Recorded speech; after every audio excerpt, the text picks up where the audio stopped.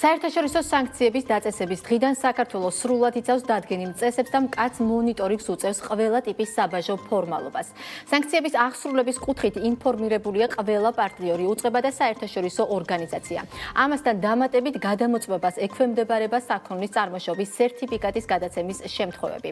რათა საქართველოს ტერიტორია არ იქნას გამოყენებული დაწესებული სანქციებისგან თავის არიდების საშუალებად მეტი ინფორმაციის მიღების მიზნით თემაზე სასაუბროთ დღევანდელი გადაცემის სტუმარია ოთარ რიკაძე შემოსავლების სამსახურის საბაჟო დეპარტამენტის საბაჟო რისკების მართვის სამმართველოს უფროსის მოადგილე. მოგესალმებით ბატონო, ძალიან დიდი მადლობა გადაცემაში სტუმრობისთვის. მოგესალმებით, დიდი მადლობა მოწვევისთვის, მივესალმებით თქვენს მაყურებელს. მოგესალმებით ბატონო ოთარ, მადლობა სტუმრობისთვის. ანა მახსენა და ძალიან მნიშვნელოვან საკითხზე უნდა ვისაუბროთ, ეს არის საერთაშორისო სანქციები და ამ კუთხით უმნიშვნელოვანეს როლს ასრულებს შემოსავლების სამსახურის საბაჟო დეპარტამენტი. მოდით საუბრის დასაწყისში რომ აგვიხსნათ, როგორ ხდება აღსრულების საკმაოდ რთული ჯაჭვის ადმინისტრირება. დიახ, კარგად აღნიშნეთ, ნამდვილად საბაჟო დეპარტამენტს უმნიშვნელოვანესი როლი უკავია სანქციების აღსრულების ნაწილში. მოგეხსენებათ სანქციების დაწესების პირველივე დღეებიდან, როდესაც უკრაინაში მიმდინარე მოვლენებიდან გამომდინარე სანქციები დაუწესათ რუსეთსა და ბელარუსს. გარდა იმ ფინანსური სანქციებისა, რომელიც ძალიან მნიშვნელოვანი იყო, აგრეთვე დაწესდა სადაზღვევო სანქციები, დაწესდა ტრანსპორტთან დაკავშირებული სანქციები, მაგრამ ერთ-ერთი ყველაზე მნიშვნელოვანი ალბათ დამიდასტურებთ არის ის საგარეო ვაჭრობასთან დაკავშირებული სანქციები, რომელიც დაუწესა ამერიკის შეერთებულმა შტატებმა, დიდმა ბრიტანეთმა, მათ შორის იაპონიამ, აგრეთვე კანადამ და ასე შემდეგ, არის დიდმა შვიდეულმა, ეგრეთ წოდებულმა და რამდენიმე კიდე სხვა ქვეყანამაც, ბელარუსს და რუსეთს. მოგეხსენებათ, რომ ეს იყო ძალიან დიდი მოცულობის რეგულაციები, შეიცავდა არა მხოლოდ ევროკავშირთან დაკავშირებულ სანქციებს, არამედ უნდა შეგვესწავლა დეტალურად ის რეგულაციები, რომელიც დაწესებული იყო ბრიტანეთის მიერ, დაწესებული იყო ამ სხვა ჩამოთვლილი ქვეყნების მიერ, ამიტომ პირველ ეტაპზე ჩვენ შევქმნით სამუშაო ჯგუფი საბაჟო დეპარტამენტში, მოხდა დეტალურად შესწავლა ყველა ამ რეგულაციის, შემდეგ სისტემატიზაცია და საბოლოოდ, რა თქმა უნდა, უშუალოდ მებაჟე ოფიცრებამდე დაყვანა, რომელიც დღესაც ყოველდღიურ რეჟიმში, რა თქმა უნდა, ახორციელებენ კონტროლს და საკმაოდ წარმატებულად ამ სანქციების აღსრულების ნაწილში. ბატონო ოთარ, გარდა ტვირთების დათვალიერებისა, ასევე ვიცით, რომ ხდება საქონლის ავტომატურ რეჟიმში კონტროლი, რასაც საბაჟო ადმინისტრაცია გარკვეული რისკ პროფილების საფუძველზე ახორციელებს. უფრო ცლად და დეტალურად რომ ვისაუბროთ, როგორ მიმდინარეობს იდენტიფიცირების და ასევე შესაბამისი რისკ ფაქტორების გამოვლენის პროცესი. დიახ, რა თქმა უნდა, პირველ რიგში უნდა აღვნიშნოთ, რომ გაიზარდა ძალიან რისკები, გარდა იმისა, რომ ტვირთბრუნა ყოველწლიურად იზრდება, მიმდინარე მოვლენებმა, უკრაინაში მიმდინარე მოვლენებმა მნიშვნელოვნად გაზარდა ჩვენს მიმართულებით გადაადგილებულ ტვირთებთან მიმართებაში რისკები. მოგეხსენებათ, ბევრი ის ტვირთები და მარშრუტი, რომელიც გადაადგილდებოდა რუსეთის გავლით, გარკვეულწილად შეიცვალა მიმართულება და დღეს საქართველოს გავლითაც სხვა მარშრუტებიც არის, მაგრამ ერთ-ერთი, რა თქმა უნდა, არის საქართველოს, რომელსაც დაემატა ის გარკვეული ტვირთებიც. შესაბამისად, ამ გაზრდილი რისკების ფონზე და იმის გათვალისწინებით, რომ ჩვენ ვართ უშუალოდ რუსეთის მეზობელი ქვეყანა, აქედან გამომდინარე საჭირო გახდა, რა თქმა უნდა, მობილიზება ამ მიმართულებით და გარდა იმ რისკ პროფილებისა, რომელიც სხვა საქონელზე გვაქვს დღესაც მოქმედი, საჭირო გახდა კიდევ 37 რისკის პროფილი, რომელიც უშუალოდ სანქციებთან დაკავშირებით მოქმედებს. ანუ რომ მარტივად განმარტო, რას ნიშნავს ეს?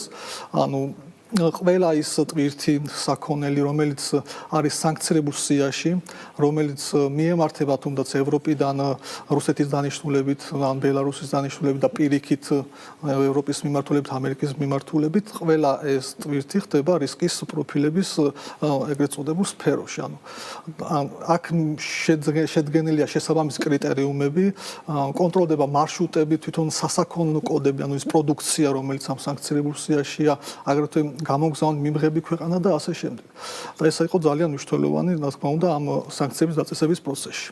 კი ბატონო, ერთ-ერთი მნიშვნელოვანი საკითხი ასევე არის შეზღუდვები მსუბუქ ავტომობილებზე და მოტოციკლებზე, რომლებსაც საანქციები ეხება ამ საანქციების მონაწილე ქვეყნების მხრიდან. ეს გარკვეულწილად ყოფილა სპეკულაციების საგანიც და მოდით ამ თემაზე უფრო ცუდად ვისაუბროთ, როგორ ხდება ამ მიმართულებით, ასე ვთქვათ, შესაბამისი კონტროლის გატარება. თავდაპირველად მოკლედ რომ აღწეროთ, რა თქმა უნდა, ხშირად იყო ამ საკითხთან დაკავშირებით სპეკულაციები და დეზინფორმაციაც, თითქოს და საქართველო იყო მიმწოდებელი რუსეთის დანიშნულებით მსუბუქი ავტომობილების, სანქცირებული მსუბუქი ავტომობილების, რაც არც ერთი მსგავსი ფაქტი არ დადასტურებულა. და არც ერთი შემთხვევა, როდესაც საქართველოსთან რუსეთის დანიშნულებით ან ბელარუსის დანიშნულებით გაგზავნილი იყო სანქცირებული მსუბუქი ავტომობილი, მსგავსი შემთხვევა ბუნებაში ვერ ნახავთ, იმიტომ რომ არც ბაზებში, არც ზოგადად მათ მიერ მოწოდებული არც ერთ ინფორმაციაში მსგავსი კონკრეტული შემთხვევა არ დაფიქსირებულა.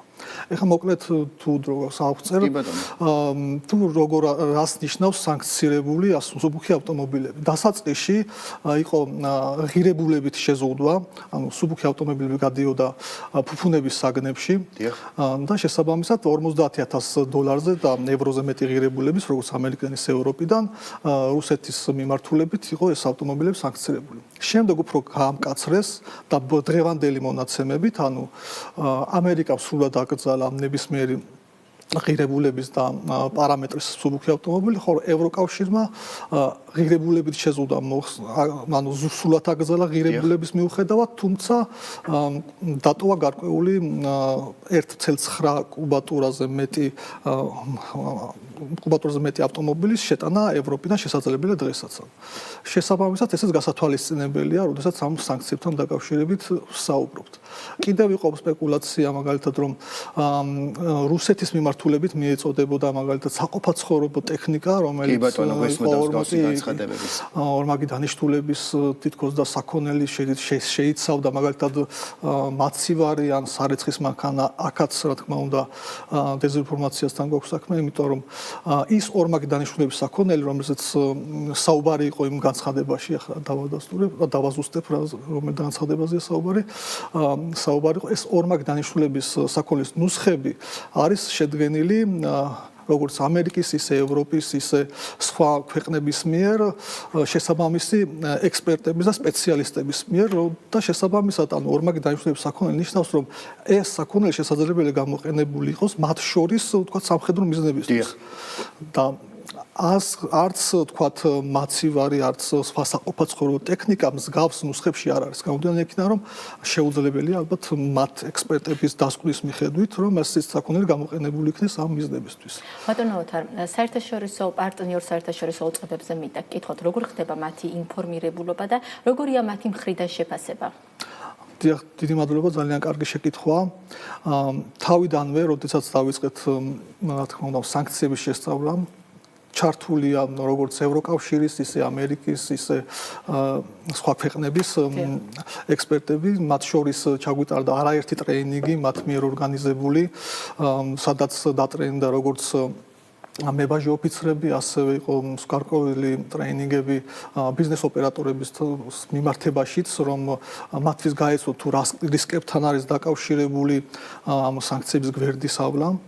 გარდა ამისა, ძალიან მნიშვნელოვანია, რომ ყოველდღიურ რეჟიმში, ყოველდღურად არ არის, თუ რა თქმა უნდა, მაგრამ ძალიან ოპერატიულად და ხშირად ხდება მათთან დაკავშირება გარკვეულ საკითხებზე, მათ შორის ისეთ საკითხებზე, როგორც არის მაგალითად რეგულაცია, მათ მიერვე დაწესებული რეგულაციების ორმაგი ინტერპრეტაცია, რომ არ იყოს და დავაზუსტოთ, თქვათ, კონკრეტული кейსის შემთხვევა თუ რამდენად შეესაბამება, მათ შორის წარმოშობის ქვეყანასთან დაკავშირებით, კონკრეტული საქონლის იდენტიფიცირებასთან დაკავშირებით და ასე შემდეგ. ანუ ეს არის ძალიან აქტიური და მუდმივი რეჟიმში თანამშრომლობა, როგორც მაგალითად ევროკავშირის საბაჟო და საგადასახადო ევროკომისიის გენერალურ დირექტორატთან, ისე გვაქვს თქვათ კონტაქტები და კავშირი ამ მიმართულებით ამერიკის შეერთებული შტატების სახელმწიფო დეპარტამენტთან, სავაჭრო დეპარტამენტთან, იყვნენ იქიდანაც ჩამოსულები, როგორც სხვადასხვა ქვეყნის კოორდინატორები ამ საქციების,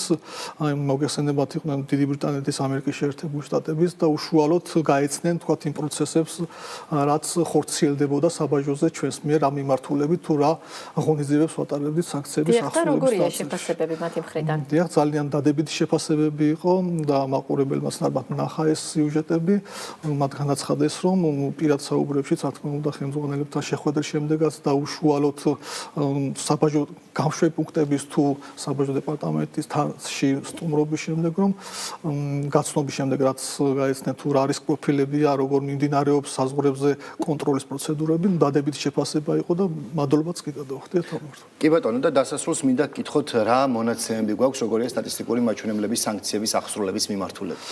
დიახ, დღეს მონაცემებით დაახლოებით 2200-ზე მეტი შემთხვევაა, როდესაც ესე იგი სანქცირებული თვირთი გაბრუნება მოხდა, ეს უმეტესად ხდება თქვათ საზღვრთან დაკავშირებით, როდესაც საზღვარზე თვირთი მოდის, ამ შემთხვევაში დადასტურდება, რომ ის არის სანქცირებული, ამ თვირთის გაბრუნება ხდება შესაბამის იმ ქვეყნას, საიდანაც შემოვიდა. და ასეთი შემთხვევა დღეს მომარობით არის დაახლოებით 2200. კი ბატონო. ძალიან დიდი მადლობა გადაცემაში სტუმრობისთვის. მაყურებელს შევახსენებ, ოთარ რიკაძე შემოსავლების სამსახურის საბაჟო დეპარტამენტის საბაჟო რისკების მართვის სამმართველოს უფროსის მოადგილე იყო ჩვენი სტუმარი და საუბრობდით საერთაშორისო სანქციების აღსრულებაზე, რომელიც აქტიურად მიმდინარეობს საბაჟო დეპარტამენტის მხრიდან.